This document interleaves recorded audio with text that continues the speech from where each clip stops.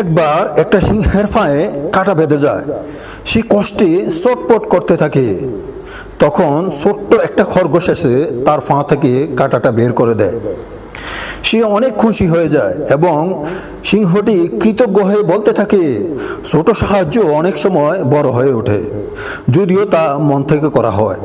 এতে আমরা শিক্ষা অর্জন করতে পারি, উপকারের জন্য বড় হতে হয় না, ইচ্ছা থাকাটাই হচ্ছে সবচেয়ে যথেষ্ট।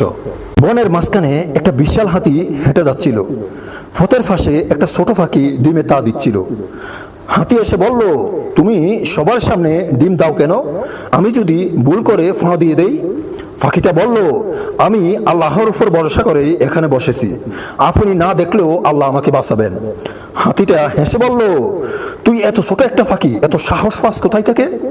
পাখি জবাব দেয়, আমার শক্তি কম, কিন্তু যার উপর আমি ভরসা করি তিনি সবকিছুর মালিক। একদিন বড় একটা ঝড় এলো। হাতি গাছের নিচে দাঁড়িয়ে কাঁপতে লাগলো, আর পাখিটা তার বাসার ভিতরে নিরাপদেই থাকলো। যখন ঝড়টা থেমে গেল, হাতি বের হয়ে বলল, তুমি ঠিকই বলেছ, শক্তি নয় ভরসাই হচ্ছে সবচেয়ে বড়। এতে আমরা শিক্ষা অর্জন করতে পারি, আকারে ছোট হলেও আল্লাহর উপর যার ভরসা আছে সে নিরাপদেই থাকে। সাহস আসে ইমান থেকে, গায়ের শক্তি থেকে নয়। এক বনে একটা বানর আর এক তোতা পাখির দারুণ বন্ধুত্ব ছিল।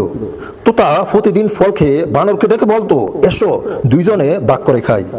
বানর হাসতে হাসতে বলতে লাগলো, তুই পাখি আর আমি বানর, তবুও আমাদের মাঝে এত মিল, এত আপন। একদিন অনেক জ্বর এলো, তোতার বাসা উড়ে গেল, ডানা ভিজে সে অসুস্থ হয়ে পড়ল।